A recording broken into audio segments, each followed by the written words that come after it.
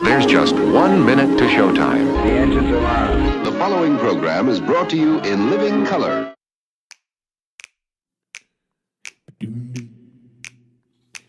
When they wrote up the systems and the rule set that we use, did working people get to write a line? What class of men on pen and paper jotted down their clues with capital the heart of their design? When 90 million want a thing, but some shareholders say no, which class of people get to have their way? The people read the fine print, say that this thing has got to go, and we'll start writing a new contract here today. Don't you know that hundreds will work and one man keeps the money? They don't think they gotta tell us why. When they say the new social contract, all the bosses will be gobsmacked and everyone will want a sign. Oh, yeah, everyone will want a sign.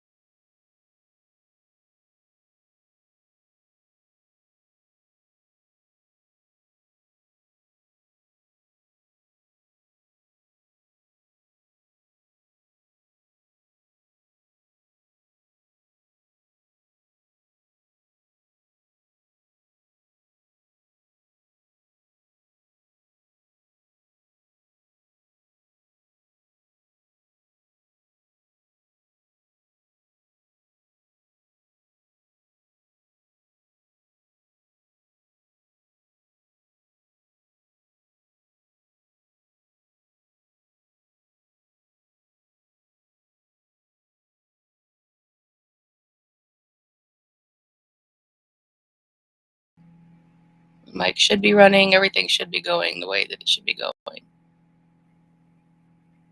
So I can't tell from my end. Everything looks like it should be fine. So if you can't hear me, you're going to have to let me know in the chat, because I don't see an issue here. Check my sound. It looks fine. Sound is showing that it's working. So you should be able to hear me. Okay, let me see here. Yes, good. All right. Thank you to longtime viewer. Are you a time traveler too? For shouting me out. Let me know. Okay, so I don't know what you heard and what you didn't hear. Of course, there's always going to be issues, especially when there's only one of us running a show. And usually, when we have internet issues, that's on my end too. So, what I said earlier, quick recap. You're with me today because Jared is traveling about, and he will be back at the beginning of March. And if you were watching last week, I was under the weather and I'm still kind of recuperating for that. So I will be with you this week, next week, and then I'm going to take a couple of weeks to kind of fully come back from all of that. And then he and I both will be back with you at the beginning of March, the first Tuesday of March, which I believe is the 4th of March. So, in any case, that's what I said. If you missed it, we have shout out to the chat. Hello again to Are You Time Traveler 2. Thank you for watching. Hello to Pre Cosmos. Thank you for tuning in on Twitch. We how's it going? It's going better than it was last week. I can tell you that. So hopefully you can at least hear me. I know I'm not sound 100%. There's probably going to be a lot of throat clearing going on, but we'll get through it together. Who's not sick in this stupid country as it is? So, being that you're just with me and everything is always crazy all the time, Jared kind of reins me in. Because when we're deciding what we're going to talk about, usually we have to kind of go over it and think about like let's narrow some stuff down. And with everything going on, thank you. Precosmos lets me know I'm sounding fine. Okay, great, good to know. Jared usually reins me in because I'm usually like, I don't know what we should talk about. There's too many. So he's like, all right, well, let's do these things. But without him here, that I thought I would do things a little bit differently, because that's the opportunity you get when you're hosting solo. So I wanted to talk a little bit about, run down, so do kind of a lightning round on some headlines. Obviously, I won't get to everything, and that's kind of the point, because I really wanted to talk about a broader topic of some things that we have learned in doing this that will help you with avoiding the political burnout, because we're all going through it. Everybody's dealing with it. And and now the whole rest of the world is kind of waking up to it for what happened with the whole red note situation. I know not a lot of people are talking about it anymore because they got their TikTok back, and that's really all they care about. But for me, I stayed. I like it there, and I'm not much of a social media type of a person anyways. It's just I like the global perspective of things. I feel bad for them because they're all pretty and glamorous and have these like really nice quality videos, and then all of their stupid American dirt cousins jumped off of the back of a wagon and ruined their social media, showed up sick and begging for help. So it feels really bad being there, but I like it there. It's nice. You can see a lot of nice things. And I've never been a fan of TikTok. And if you were watching a couple weeks ago when the whole few hours shutdown happened, when we came on the next day, it happened the night before our episode, and we came on the next day and we were like, yeah, it's pretty sus. They thanked Trump about getting it back going again, and they were down for a couple of hours, which means they were probably installing some more tracking software, or that kind of a thing. And then immediately, and you find out that like they started banning, free Palestine and certain buzzwords and things like that, pro-Palestinian things. So no big surprise there. So I'm really not even posting there anymore. Not to oh no, you're not posting there anymore. Terrible, what horrible news. But I know that probably most people just did it, the red note, as a protest, but I like it there. It's nice. For what it is. So it's nice being able to have some outside perspective. I think that's probably the big thing that is appealing to me. So again, still a little bit unwell, so I will be coughing, a little bit. And I know my voice sounds a little funny still. Last week I barely had one, so it's an improvement as far as that goes. But in terms of the political, whiplash that I know we're all suffering from, I'd like to remind everybody, that this has happened before. If you, put your thinking toque on and you go back a few years, this was exactly like what Trump did in the beginning of his last term. It was just, this absolute political slam of trying to ram through anything, no matter how ludicrous it was, and then wait for it to fall apart later, get bored, and move on. And we were, we've talked about that many times over the course of the show. We weren't on when he was president. This is we're a little over a year on the air. But it's really not, surprising. And you've got a lot of people, primarily, liberal people, who are just really, really falling apart. And it's like, well, I'm glad you guys enjoyed your 4-year nap. Like, there were really bad things going on in the last administration, probably the worst yet. So I guess buckle up now. So it's like, the whole Obama thing, that was a terrible administration that people thought he was great because he was so much more in tune with people and seemed like a cool guy. It was a false act. It always is.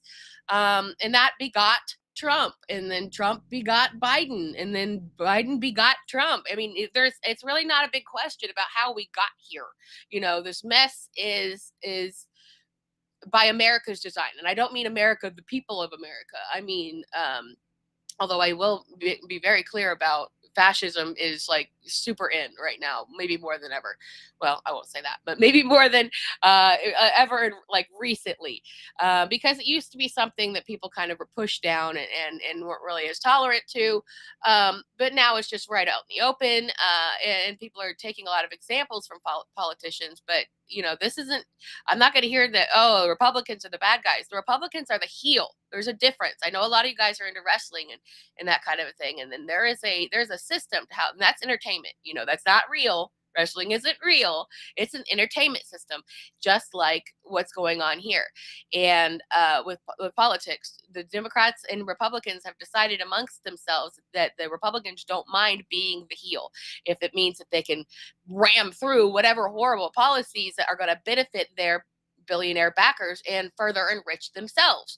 That's what we're dealing with ultimately. The Democrats serve billionaires. The Republicans serve billionaires. Sometimes in the same ones. There's only so many corporations and individual billionaires that are dictating the government. And now we're looking at Shmilan doing his, like, oh, I'm so cool, I'm insider guy, like the biggest loser you've ever seen in your life, acting like he's going to overthrow the government. Like, okay, all right, bud. Sure, we've never seen any of this stupidity before, because, like, literally, like, it doesn't. All we were doing before was holding up a kind of aura of decorum, of let's not do it in the daylight, and now it's just being done in the daylight, just like the last Trump administration. Except now he's got this idiot, running around doing whatever. I don't have any visual aids for you today, so this is probably going to be a listening day. But I hope that you can get, like me, because I like to be cozy. I hope that you can get cozy wherever you're at, and just kind of tune in for whatever you're doing and listening to. I should have had Jared give me some like pre-made songs or something that I could play at the end of the show, but that'll make it more fun when he comes back. And if you are missing him, he has a really great vlog project that he put out called An American Coyote in China, where he traveled to China, which we're always talking about China on this show. It was never intentional, it just happened that way. But we're always talking about China, and then that's where he actually went, and he did his big vlog project words. He did a big vlog project of his time there, of a short trip. He wants to go back. Do a little more. So you can Google that and find him there. And his music is everywhere music can be found. And then he'll get a little bit of money if you download it. So if I'm not doing it for you, you can still see him and pay attention to him. And I guess if you're in the UK, look up his travel schedules.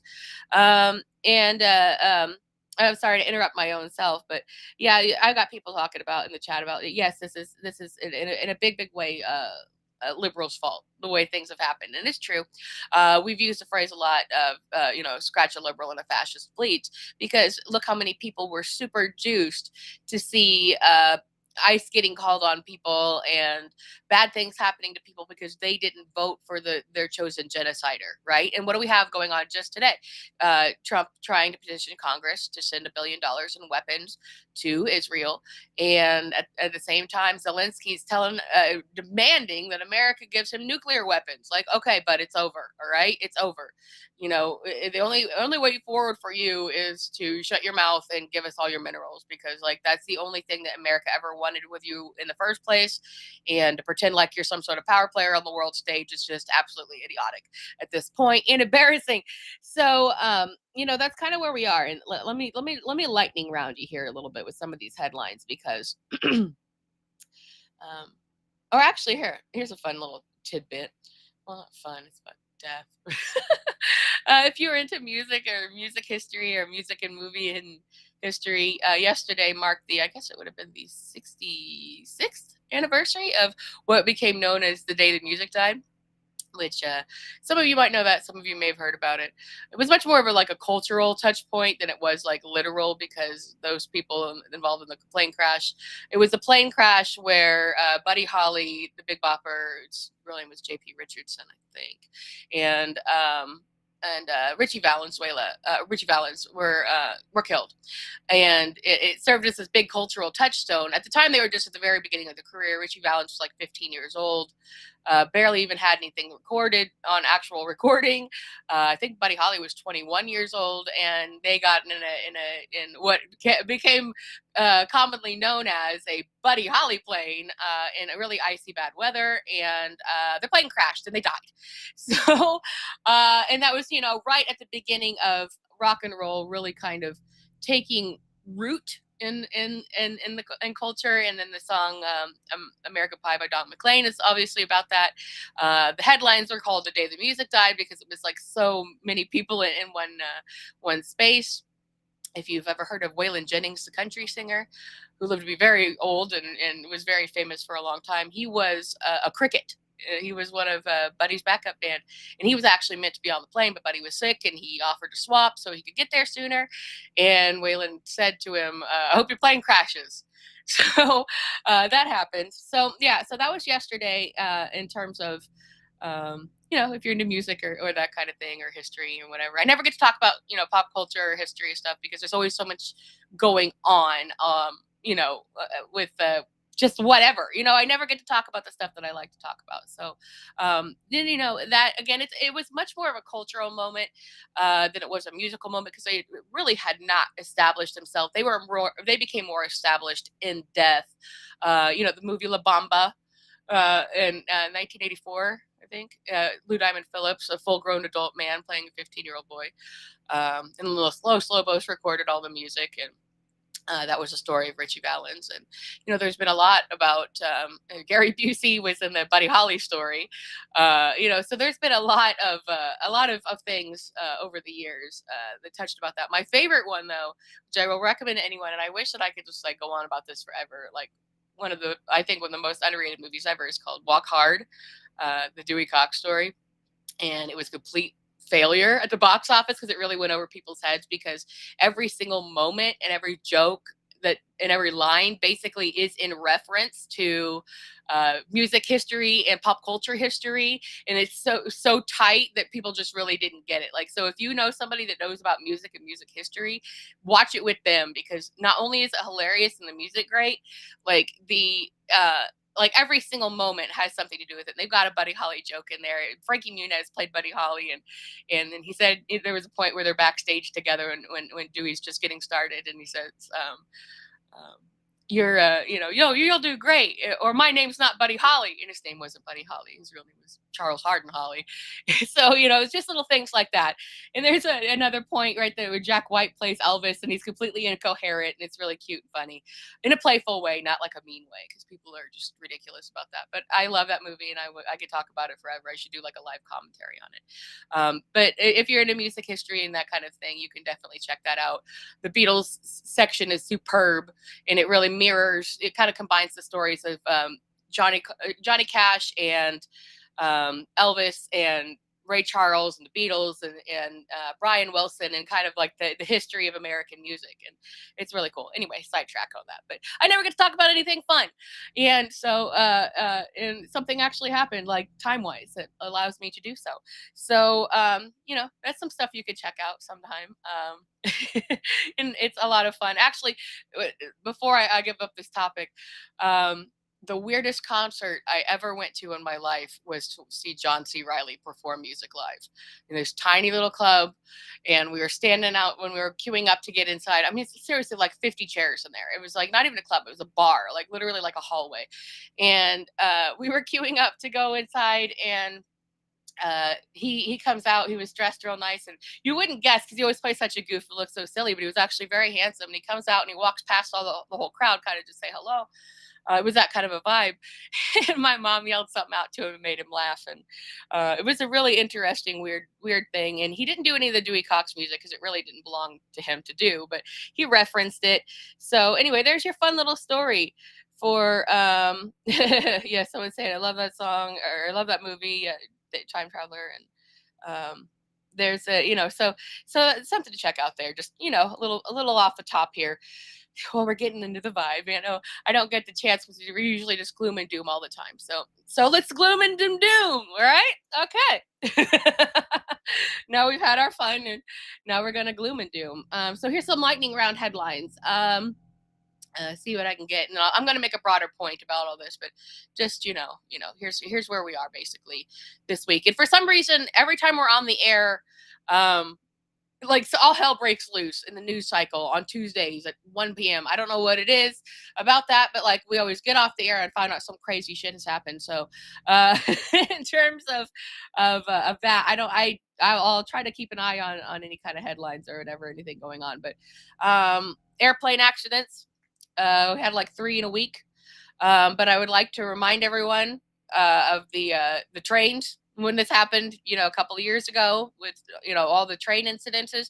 And there's a bigger picture here, because what that really says is that when you take these administration or these organizations in the administration that are very run, on it, hanging by a thread, essentially, where they're doing terribly, mismanaged, not allowing people to have sick days and breaks and things like this, using old equipment on old, outdated stuff, where you have Boeing who is killing their whistleblowers. It's the exact same scenario playing out. You tamper when these people pull one of the cards out of the house of cards and it all falls over. Why is anybody surprised?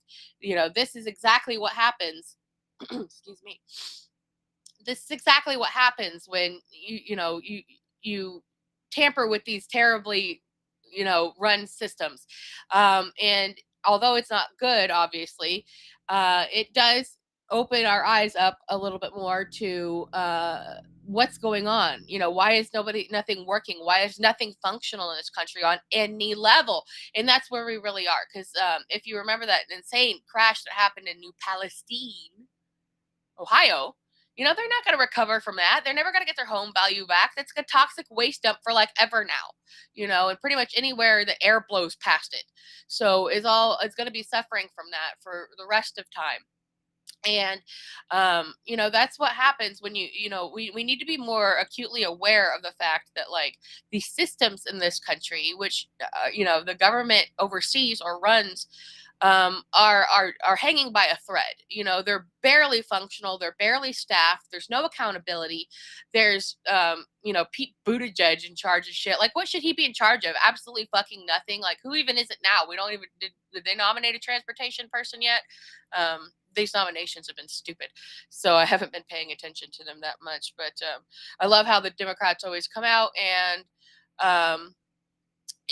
say, excuse me. I love how the Democrats always come out and they're like, no, it's so bad, it's so wrong.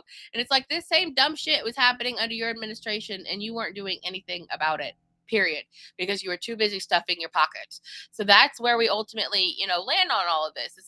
There's a hypocritical aspect to all of this. And that again leads to the political backlash or whiplash rather, where you're just this way, that way, this way, that way. And then again, if you recall, in the beginning of Trump's last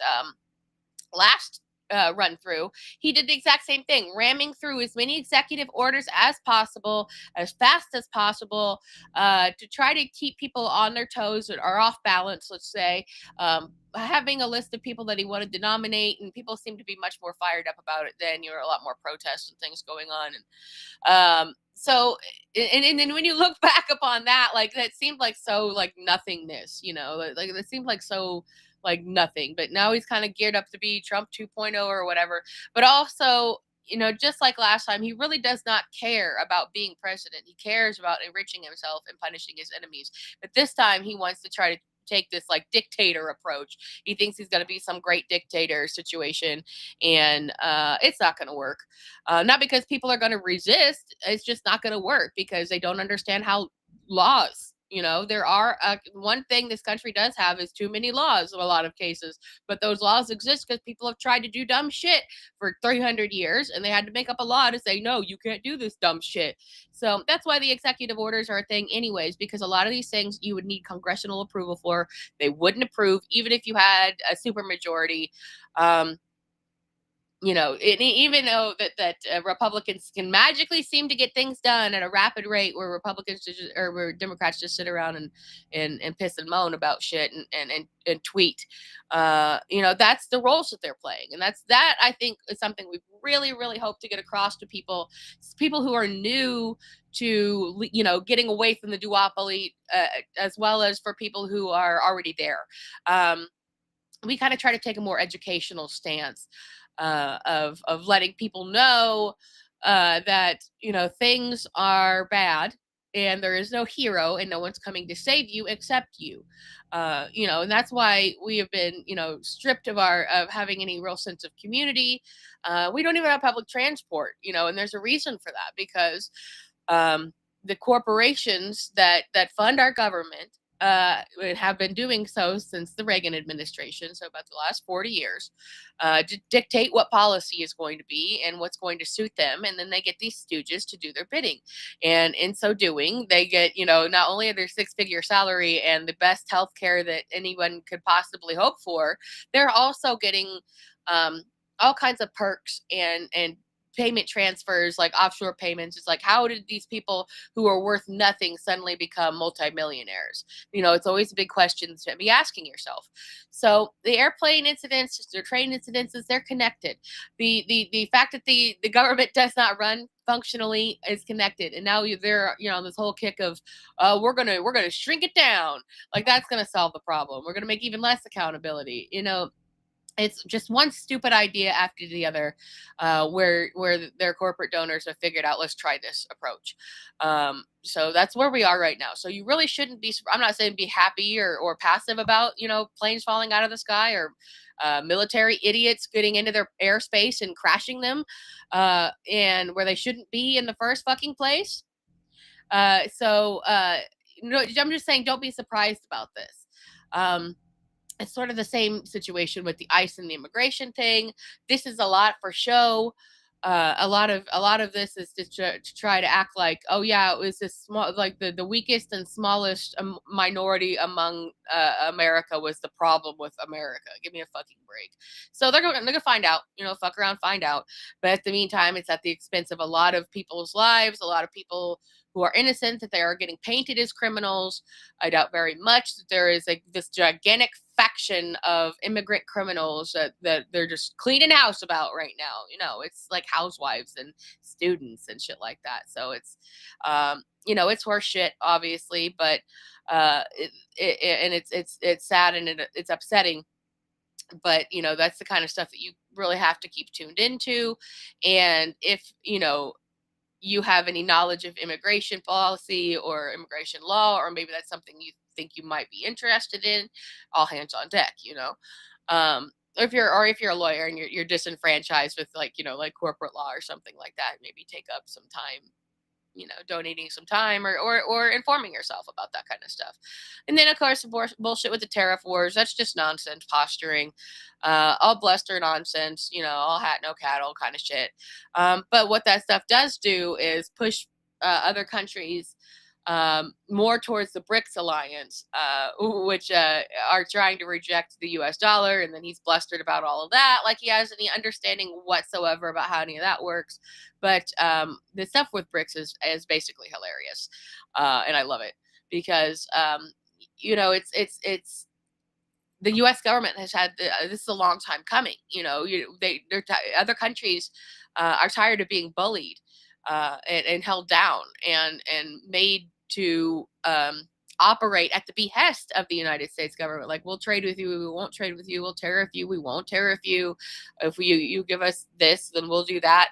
So we have a lot of countries that are like, we're not even going to deal with you. We don't have to deal with you. We don't need these alliances. It's ridiculous. We don't want to do it.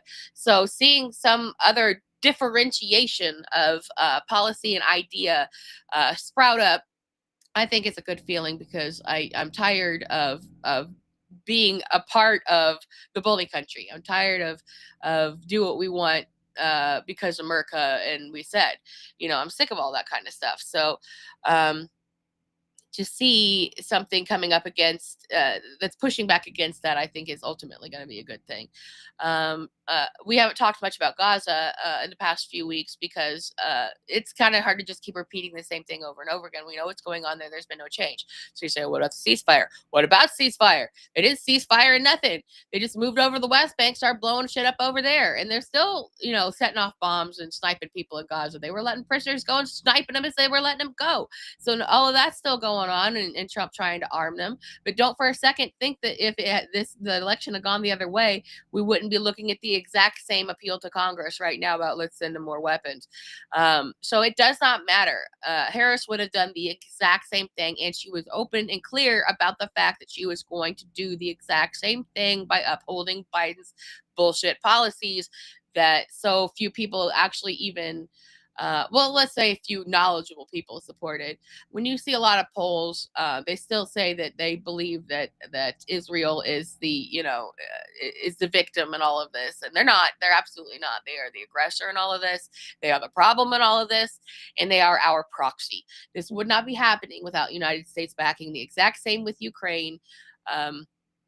Meant to aggravate Russia and try to push up on their borders, while in the meantime being like, oh, looks like your country's all stripped to hell. Too bad that happened. I guess you better give us all your minerals now. So that's where that's going. There's a standard plan to where we use the military industrial complex, which benefits the most from all of this, goes in and says we got to give them all these weapons and all this money and all this, and then they're the ones that the contracts that benefit from it, producing the materials. And then Zelensky goes on and goes, $100 billion is missing, guys. And I have no explanation for that. Also, give us nukes. So that's the natural progression of things. And then now that they know that that's running out, that the next thing you do after that is saying, oh, well, you should make a deal with us. But let's not forget, we've been paying their pensions, the people's pensions the whole time. They're getting free health care. We don't get that here. We don't even have pensions anymore. It's bullshit 401ks. So keep that in mind as well. That's all still nonsense is still going on, and they're tied to each other. And the next target's probably going to be Taiwan, in the name of we got to spread democracy, which is why another big thing that's coming up right now. And I'm going to show my ass here for a minute, because I'm not sure if the organization you said or USA Aid. I'm not sure. I've only seen it in print. I've not heard yet people talking about it in words. So I know you know what I'm talking about though. But I think we're going to go USA Aid for this conversation. And there's this whole dust up going on about Shmilon who's infiltrating and this is no good and this is bad. Yeah, of course it's bad. We don't want any non-elected official having any kind of access to anything they ought not be having. But just because they're elected doesn't mean they're also not serving billionaires. Like when Democrats or Republicans are in there, they're just not showing you, and you're not interested. The only reason that it's getting any kind of publicity is because he's an idiot that doesn't even belong to this country, who has paid his way in to go and mess around, and the wrong people keep acting like he's some kind of genius when he's actually just the biggest idiot this world has ever managed to produce. So that's what we really are looking at, like the biggest dumbass that anybody has ever fucking known in the history of this country is messing about in our government systems. And it's like, oh no, not our precious government systems. And I am not absolving him of anything. Let's be completely crystal clear on that. This idiot has no business in any government system or anything to do with the United States government whatsoever. He's not even a natural born United States citizen. And if you want to get into the whole immigration thing and you're conservative, you should have a big fucking problem with that. You want some, an alien, essentially, legal or not, you want an alien force and messing about with his little cronies in our governmental systems, for good or for bad, if you think it's a good thing or not, like that's okay with you. If this one does it, no, it's not okay. But that doesn't mean that they haven't been, just the elected officials of this country haven't been fucking around and all of these little things all this time and using it to do their bidding. And right now, excuse me, Right now, it's just because he's someone to blame, because he doesn't belong there, and we know he doesn't belong there. But for the people who do supposedly belong there, they're still serving billionaires. The end. They are still serving billionaires, and this USAID organization, faction of the government, has a really checkered history. It's supposed to be like providing aid and helping other countries. No, it's spreading democracy and doing Merca is what it's actually doing. And now, the Democrats kind of think they've got this edge by saying, that's what they've been doing. It's an imperialist organization, and they depose leaders, and they sponsor juntas and all this kind of thing. And it's like, well, what are you admitting to here? Like your career, you're sitting here, you've been in government all this time. When you're up to bat, like you're running this organization. When you're not, you're still part of this organization, like the checks and balances system here. So like you're openly admitting to this, that they're running an imperialist offense game about setting things up and deposing leaders and destabilizing economies in other countries. To the fact that most Americans never even hear about this. So that's just an example. And then, we don't really even know. The dust is not settled. So we don't even know the mess that he's potentially creating at this point. Because we also heard that he was messing around with information to do with Medicare and Medicaid and Social Security, and the information to do with Department of Education, which they've expressed that they want to dismantle. And something that Jared and I have talked about a little bit here, is that in some cases, and that we're not Republican sympathizers. We are not Trump supporters. We are not Schmeelon supporters in no way, shape, or form. But we also don't support anything the Democrats do, and that needs to be very clear. But that's why we're here. We're on the outside of the duopoly, the two parties. We are on the outside of that. We are socialists. If you want to call us communists, not going to hurt our feelings. But we do not believe in this corrupt system that uses itself to enrich itself and in the meantime cannibalizes American life. You cannot look around as a citizen and say things are great. My life is great. Everybody's doing great. That's not a thing. That's not happening whatsoever to anybody.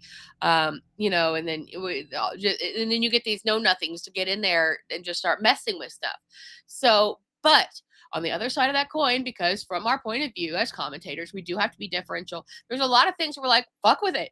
Who cares? It doesn't work anyways. Let's see what happens, Obviously, we don't want to see that in cases of like immigration and ICE and things like that, and bolstering that kind of behavior, because it's nonsense. But and it actually does hurt people. And then if Medicaid, Medicare gets tampered with, that will actually hurt people. If Social Security gets tampered with in such a way, that actually will hurt people. We are not for that, obviously. But we also agree that those systems don't fucking work, and they need they need competent reform outside the government, basically. And these things need to be retired in favor of, UBI systems, of universal healthcare systems, and absolutely 100% funded by the government. And I don't think anybody is able to, or even really willing to say we can't afford this stuff anymore. It's very clear that we can, about 1,000 million times over. This country still operates on slavery money. So we've got the funds, quite obviously, and they really showed their ass here with just handing out the money this last administration, and this one picking up, the same trail and just handing out the money for war. Funny that there's tons of money for war and imperialism in other countries for other people, to either terrorize those people or enrich other ones. But those standards don't exist here. We have crumbling infrastructure. We have if you hear from any teacher at this point, they basically say that their adult students, leaving, their junior, seniors are basically illiterate and non-functional. Kids don't know how to use computers at this point, which was absolutely deliberate and intentional by the phone companies and the app companies. They wanted to stop people from being able to know how things work and do things on their own. And be beholden to, these situations. And now what is happening? the AI, when people are losing their jobs to AI, which is a whole other thing that I could possibly be getting into. But I've been talking about that for more than a year at least. But the thing of it is when I started talking on my own before we started the show, I started doing this myself because I had lost work to AI, and I was trying to warn people because I'm by trade, like I write books and history books, fiction books, historical, whatever. I'm multifunctional or multi-genre in terms of writing books, and I'm also an artist and I make movies. I do all kinds of stuff, but by trade to make money, I'm a writer, medical writer, technical writer, um, graphic designer, that kind of stuff. So two different industries are just gone because now people think that they can just absolutely make whatever an AI do their bidding. And I was trying to warn people that your coding job is not safe, your phone banking job is not safe, nothing in your customer service job is not safe. They're at this point where it's like, Amazon workers and fast food workers, Starbucks and stuff are like, we're going to strike for better conditions. Well, good on you. But these corporations no longer give a shit because they're like literally within months of completely replacing their human staffs. That is abundantly clear. So they don't give a shit. They're like, whatever, do whatever. We don't care. It's not going to make a difference. We're not going to stop the march of this technology. And we are not against that technology being used. We're against that technology not being taxed, not being regulated, not being used and being used against people, because we are coming up to a situation where it's going to be a joblessness crisis like no one has ever seen before. And I mean in the history of the country. We have obviously things have bottomed out before, Great Depression type things, but this is going to be something where there's nothing in order to stop any kind of regulations or any kind of help or financial assistance. They're not being taxed to do this because the entire idea of employing AI by these corporations, big and small, is because they see dollar signs in front of their fucking greedy ass eyes and realize that they can run let machines do the work 24/7 who don't need maternity leave or breaks or food or paychecks, and they're looking at infinite growth and wanting to get rid of their people as fast as possible. So, forget about unions, forget about outsourcing, and forget about all these issues. The human aspect is going away. And it took a year from the time that I started saying that till now when it's actively started to happen. It wasn't just like, oh, it's happened to you. Well, I'm not a writer. I don't do graphic design. My job is safe. Your job is not safe.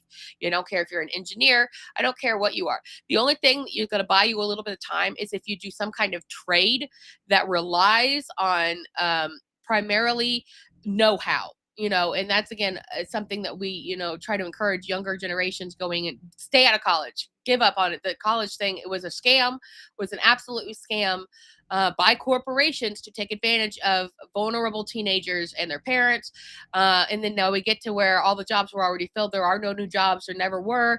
The promise of jobs was a lie.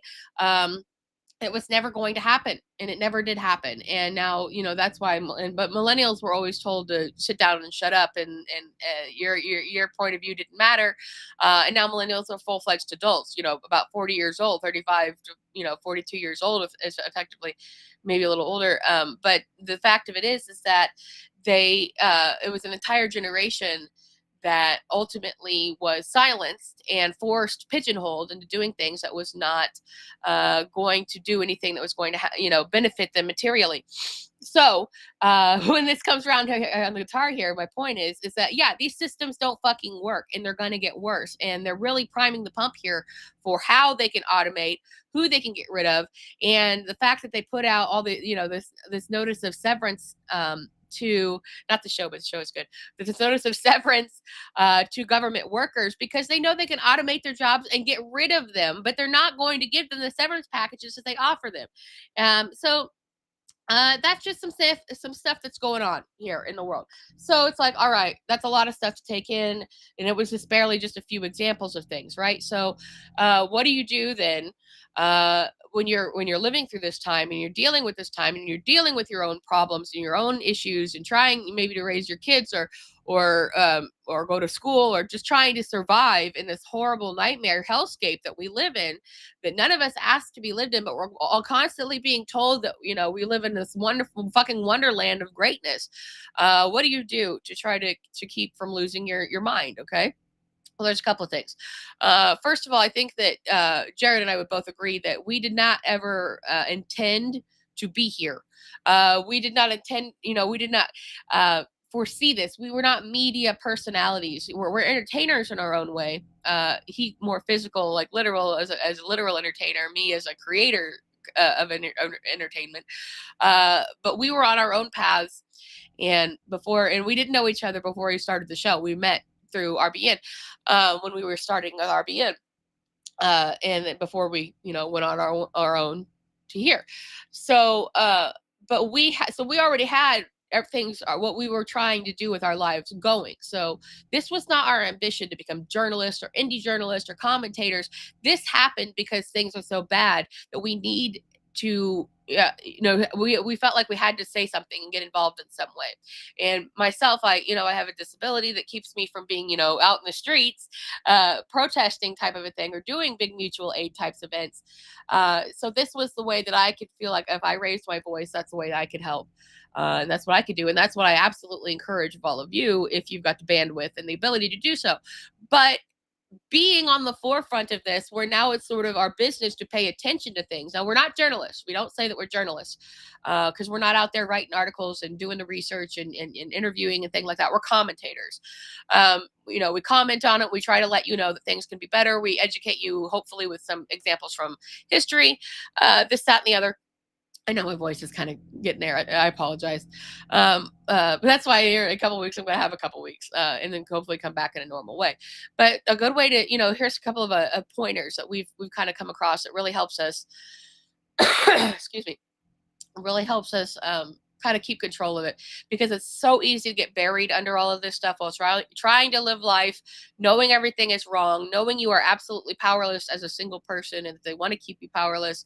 And anytime people assemble, they get brutalized or put in jail or rounded up in some way, and it feels like you were fighting an endless monster at this point. And we basically are, because we essentially are the only ones coming to our own aid. You cannot rely on the government. Those days are over, if they ever even existed in the first place. So some things that can kind of keep your wits about you and not lead you to political burnout where you just can't, you can't take another thing in, is that, try to avoid knee-jerk reactions. First of all, that's a really big one. Because if you're not a commentator, if you're just like, someone that is just trying to figure shit out and hear and learn and listen, and you're upset and you're tuning in to what's going on because, your life is bad, your friends' lives are bad, your family's lives are bad, and you don't think you should be living that life, and you shouldn't be. And every couple of seconds there's a new thing and a new thing and a new thing. If you're not a journalist or a commentator, like wait a second, like don't immediately see a tweet and then start talking about it. Like wait and try to collect a little bit of information, because don't forget that Trump's last presidency was exactly like this, cramming through as much stuff as fast as possible, to the point where it doesn't make sense. It's not legal. It won't fly. It's not going to work. Yada, yada, yada, yada. But you got to give it a minute, and it's stuff with like Shmilon. It's like, why is he messing around in these things? What's going on? Give it a minute. Like, just wait till the next day, and then you might get another step in it, another fuller point of view. Because look at the way the tariffs went. He was like, we're going to put a 25% tariff on all products from Mexico and Canada, and a 10% on China, and we're going to blame it on drugs and immigrants. And then what happened the next day? They all got on the phone and said, okay, never mind. Come on, come the fuck on. Like, give it a minute. Just give things a little bit of breathing room. Try not to knee jerk and be reactionary. You could be really mad about stuff. And that's a lot of, I see that from liberals. There's a lot of, hot air. They're like, oh no, I need to take to social media to complain about something where the picture isn't even fulfilled yet. We don't even know what's going on, because they like the attention. And that's where it really comes, a lot of bad faith arguments, a lot of misinformation comes out. So take a minute and try to just wait a second, just even a few hours, and collect some data, collect some more points of view. Because again, this has happened before. This is not new. And that's what a really good thing to do would be to seek out and collect independent journalists and commentators like us, but like others too, that have more information across the board, more points of view, who favor the socialist, communist, leftist, whatever moniker you like thing, so that you can kind of compare notes here.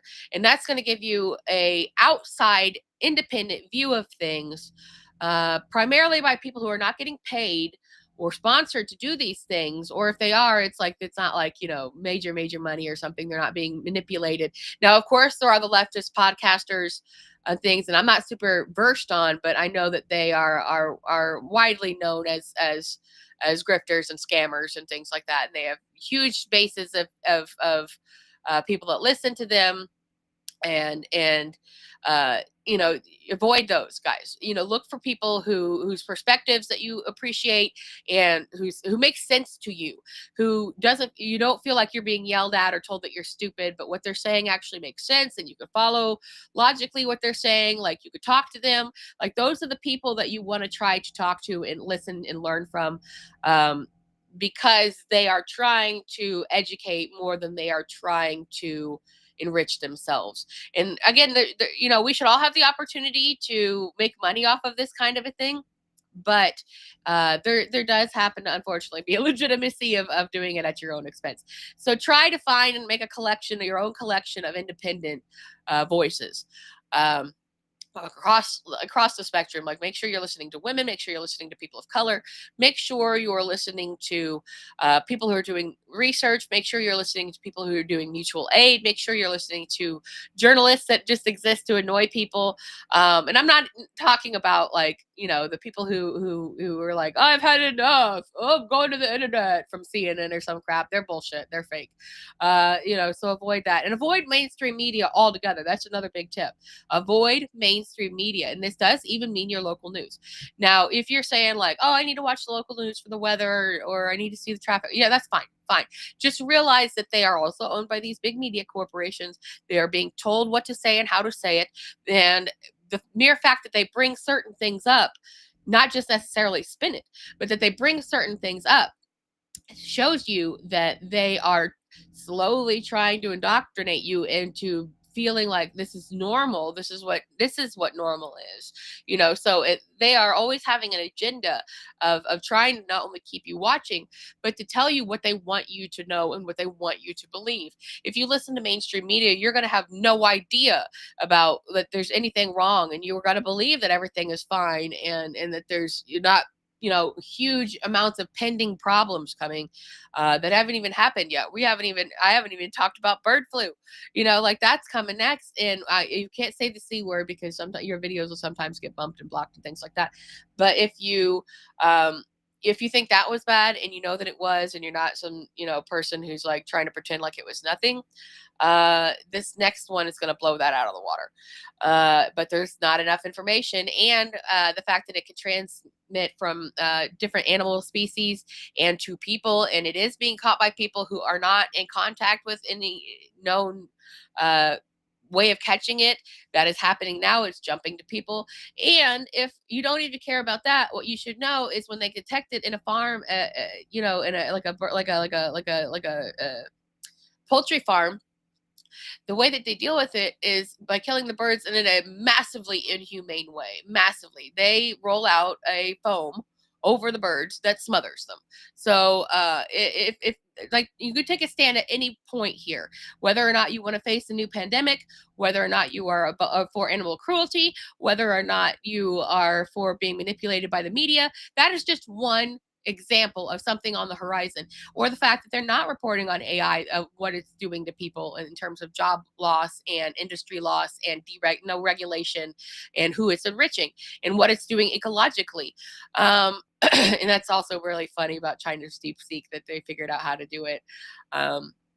without any like of the stop blocks that America is coming up with. And then now media and even things that are being like, like science magazines or science pages or, futuristics are like, they're trying to act like, oh, it's so dangerous and it's so bad. Like even they're doing the bidding of the billionaires and they gain nothing from it. So always, always, always, always be mindful of why are they saying this and what do they want me to know, because it's lies. It's all lies. And that's not hysteria. And that's not like, and trying to say that, you can't believe conspiratorial, you can't believe anything. You really can't. I mean, if you want to conduct your own research, and I suggest that you do, watch them and any of your choice, even smaller pages like magazines and stuff like that, futuristic types of things, what like even some like entertainment magazines. Why are you reporting on this? Why is this the angle of your story? So if you start avoiding those sources, I mean, no more Daily Show, no more John Oliver. Like that's all corporate run bullshit. Or what was it? Jon Stewart went on with this diatribe about how like China had like human rights violations and no working work regulations and shit like that. And it's like, you fucking liar. Anybody could look that up and find out that that's not true. So avoid mainstream media in all forms, or be hypercritical of it, knowing that they are spinning stories, even if they're it doesn't seem like it. Like why are they saying that? Why does your local news constantly tell you positive police stories? Why? So start asking these questions.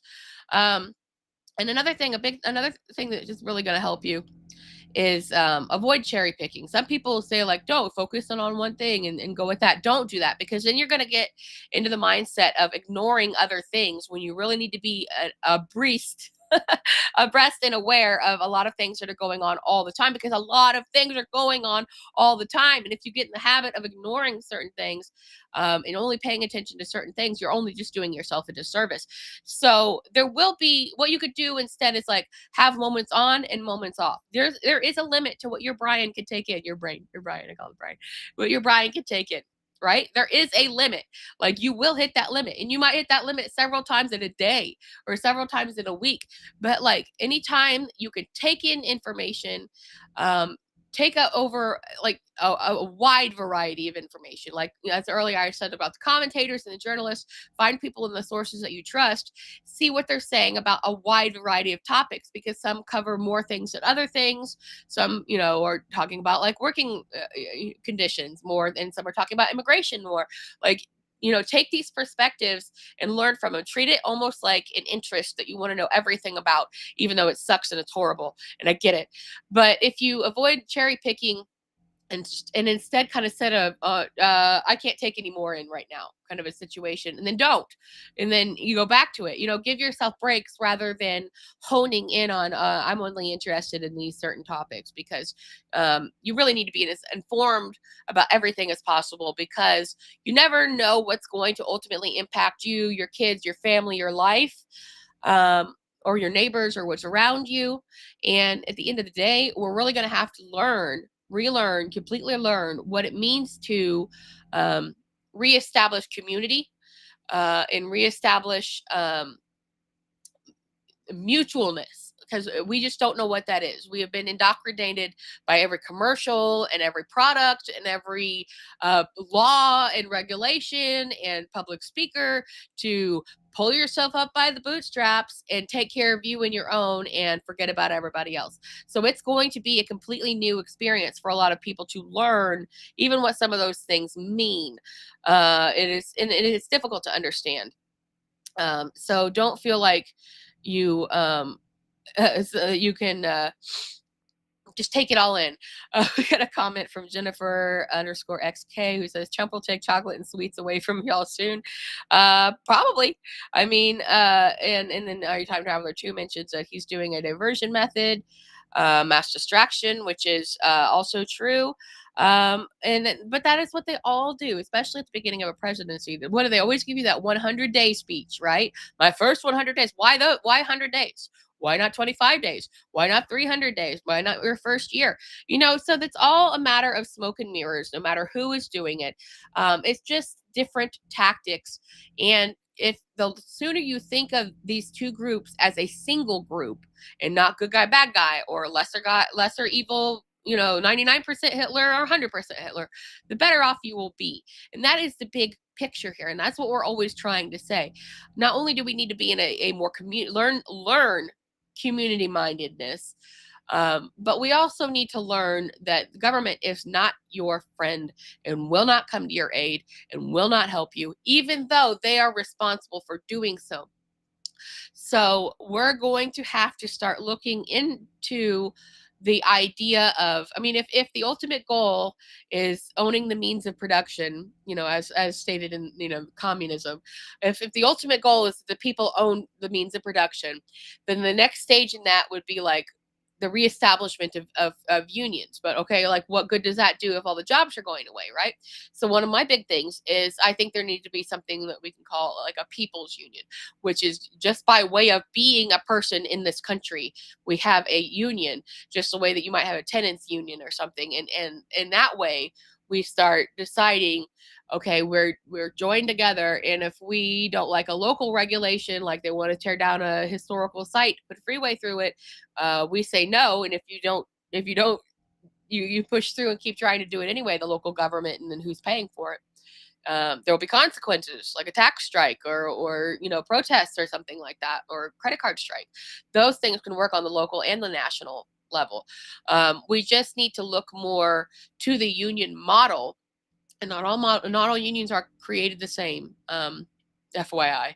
But if we look more toward the union model and just the idea of how that works, and we keep our minds open about who we're listening to and what we're hearing, and what we're believing that we're hearing, because watch all the mainstream media that you want, but if you are believing what you're hearing and you're not questioning it, then you're doing yourself another disservice. So wrapping all of this stuff up here, we need to be looking more to ourselves and looking at the government like a rogue agency, which it basically is. And we've got a lot of liberal attention right now because of the interloper of Shmilon being involved in where he doesn't need to be there. But it's like, well, okay, if here's one guy and his cronies shouldn't be there. But what about the people who are allowed to be there, who have been doing this dirty work the whole time for at least 40 years? There's all these problems. So if you want to cherry pick anything, find something within there that you want to exploit, you want to talk about, and by all means, get involved, talk about stuff, learn about stuff, tell people stuff, open up a stream and start talking. Because that's the first step is communication. The first step is letting people know what's going on, informing people, and not yelling at people and not treating them like they're stupid, even though most people are. And my voice is about to go, and we've hit the top of the hour here. So I think I've probably given you enough. So next week I'll be back with you again solo. I'm going to take a little bit of a rest after that to kind of recuperate. And then at the beginning of March, we will both be back with you again for a whole new slate of shows, and whatever fresh hell is going on at that point. But I absolutely encourage you guys to take care of your mental health as best as you possibly can. I know that's like an impossible task at this point. Take care of each other. Think of other people. You don't necessarily have to be out in the streets with your tambourine, or handing out food or whatever like that, if that's not something that you have the means to do. But if you have the motivation to want to help people, if you have the motivation to want to see things get better for yourself and for others, and you can't do anything more than make posts on the internet, it's good. I know a lot of people are dealing with a lot of disability issues for the way that we've been left high and dry to deal with multiple illnesses ripping through our society unchecked. So don't feel like you got the world on your shoulders, even though I know that a lot of us do. Let's just work together and do the best that we can. And bit by bit, maybe reestablish something, maybe be able to build something like a people's union ultimately that can challenge these powers and say, hey, no, we're not doing it this way anymore. Okay, so that's the show. And thank you for being with me and keeping me company in this afternoon. I appreciate you, and I appreciate everybody in the chat who came through. Had a great time, and I will see you next week. As always, you can reach us on our Twitter, which is at One Social Contract. And the DMs are open, so if you got like questions, comments, that kind of a thing, you can make sure. We always, we've got a little. We haven't been doing this very long, so we don't have a very big follower base anywhere. So if you want to follow on our Twitch, on our YouTube, Twitter, we got individual accounts if you want to follow it individually in different places. It helps, get the word out and that kind of thing. So, and we do appreciate you and like to talk to you. So, let me check my chat once more before I take off here. Okay, yeah. Everybody say bye, everybody in the chat. Thank you for participating. Definitely appreciate you. And I will see you next week. Let me know if there's anything you want me to talk about, cover, or something like that. But I'll think of maybe some little fun thing to put in there, some historical something or other that I never get to do, just for funsies. So, all right, everybody, take care and take care of each other. So, bye.